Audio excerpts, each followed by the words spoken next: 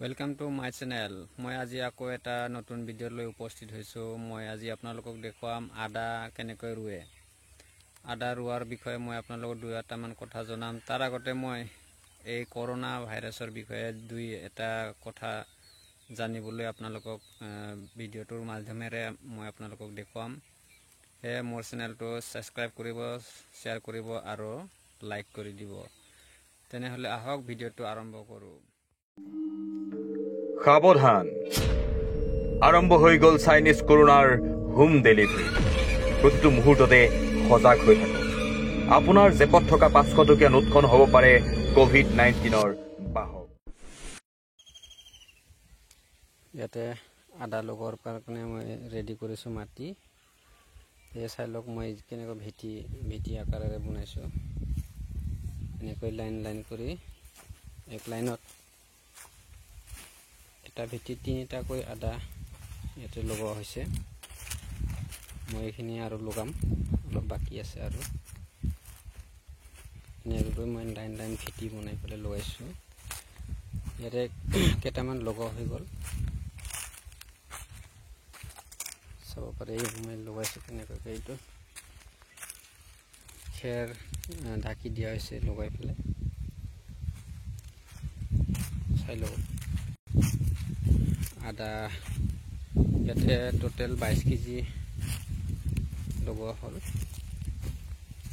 ঘৰৰ কাৰণে মই যিখিনি পাৰো মই কৰি আছো, কিন্তু বিক্ৰীৰ কাৰণে নহয়। বিক্ৰীৰ কাৰণে হলে বহু লাগা হয় বস্তু। ইয়াতে কম পৰিমাণে মই যিখিনি পাৰো সেইখিনি লগাইছো।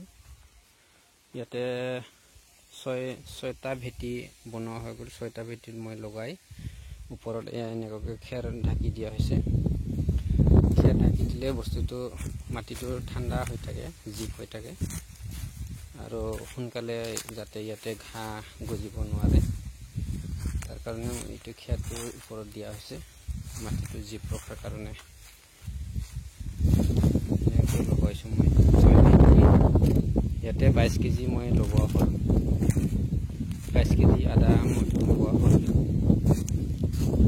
প্ৰথমতে মই লগাইছিলো যোৱা বছৰ 15 কেজি, তাৰপিছত এতিয়া হৈ গ'ল 22 কেজি। এই বছৰত কিমান উঠে মই এনেকৈ বাঢ়াই গৈ আছো।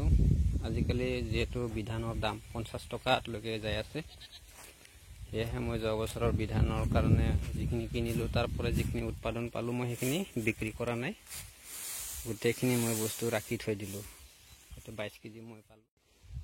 মই যোৱা বছৰ বিধান 50 টকা কেজিকে কিনিছিলো। এই বছৰ সেই 50 টকা কিলোৱে গৈ আছে, কিন্তু মই এই বছৰ কিনা নাই।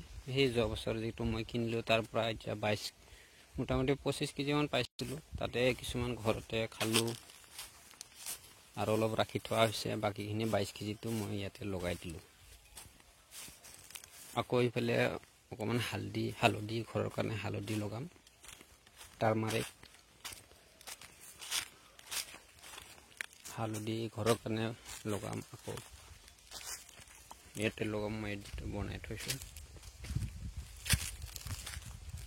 যেহেতু বস্তুৰ আজিকালি বিশেষ দাম হৈছে, সেয়েহে ময়ো পাৰিলে অহা বছৰ যদি ভাল প্ৰডাকশ্যন হয় তেতিয়াহ'লে মই কম পৰিমাণ হ'লেও বিক্ৰী কৰিবলৈ পাম, সেয়ে আশা কৰিছো। মই বতৰটো বৰ্তমান একদম শুকান হৈ আছে। এতিয়ালৈকে বৰষুণ নাই, যিহেতু খৰাং মাৰি আছে।